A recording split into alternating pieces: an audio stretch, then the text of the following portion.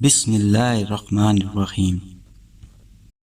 السلام علیکم ناظرین، حضرت ابو حازم مکی رحمۃ اللہ علیہ مخلص اہل تقوی میں سے تھے، مشائخ کے مقتدا اور فقر و غنا کے حامل تھے، مجاہدات و مشاہدات میں بے نظیر تھے، اور آپ کا کلام لوگوں کے قلوب پر اثر انداز ہوتا تھا۔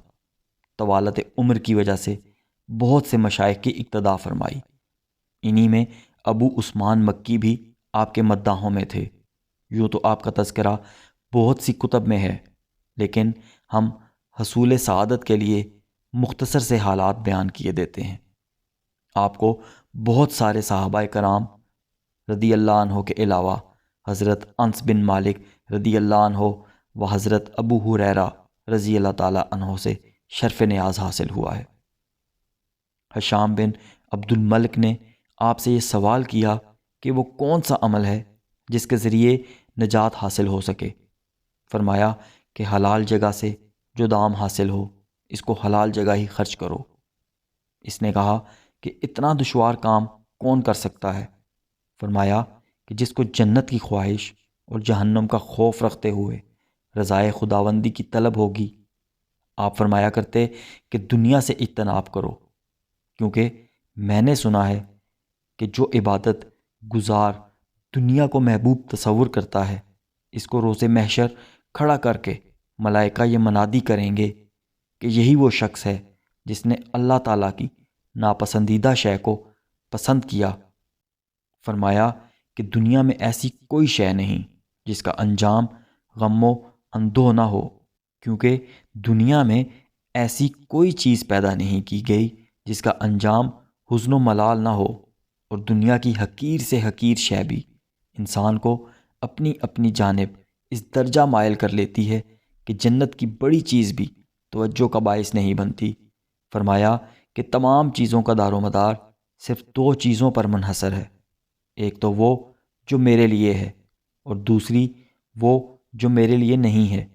خواہ میں اس شے سے کتنا ہی دور نہ بھاگوں، پھر بھی وہ مجھ تک پہنچے گی، اور جو دوسروں کے لیے ہے، خواہ میں اس کے حصول میں کتنی ہی سعی کیوں نہ کر لوں، وہ مجھے ہرگز حاصل نہیں ہو سکتی۔ فرمایا اگر میں دعا کرنے سے محروم ہو جاؤں تو اس کی عدم قبولیت سے مجھ پر شدید مشکلات آ پڑیں۔ فرمایا کہ اے لوگو، تم ایسے دور کی پیداوار ہو جو فعل کو چھوڑ کر قول پر راضی ہو جاتے ہیں، اور عمل کو ترک کر کے علم پر مسرور ہونے کا دور ہے، اس لیے تم بدترین لوگوں میں اور بدترین دور میں ہو۔ ایک شخص نے جب حال دریافت کیا تو فرمایا کہ میرا حال اللہ تعالیٰ کی خوشنودی حاصل کرنا اور مخلوق سے بے نیاز رہنا ہے، اور جو خدا تعالیٰ سے راضی ہوتا ہے وہ مخلوق سے بے نیاز رہتا ہے۔ بے نیازی کا یہ عالم تھا کہ ایک دن قصاب کی دکان کی جانب سے، جس کے پاس بہت عمدہ گوشت تھا، گزر ہوا، اور آپ کی نگاہ گوشت کی طرف اٹھ گئی تو قصاب نے عرض کیا کہ بہت نفیس گوشت ہے، خرید لیجئے۔ فرمایا کہ میرے پاس رقم نہیں ہے۔ اس نے عرض کیا کہ قرض لے جائیے۔ فرمایا کہ پہلے میں اپنے نفس کو قرض کی مہلت پر تو راضی کر لوں۔ اس نے کہا کہ بس اس غم میں آپ سوکھ گئے اور ہڈیاں نکل آئیں۔ فرمایا اس کے باوجود میں قبر کے کپڑوں کے لیے بہت کافی ہوں۔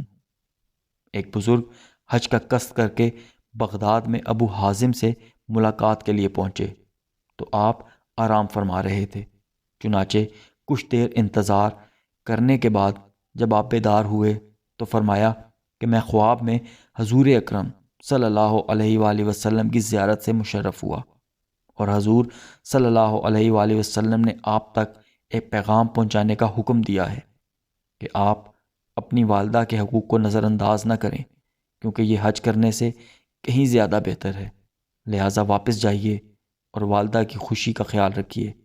چنانچہ وہ حج کا قصد ترک کر کے واپس ہو گئے۔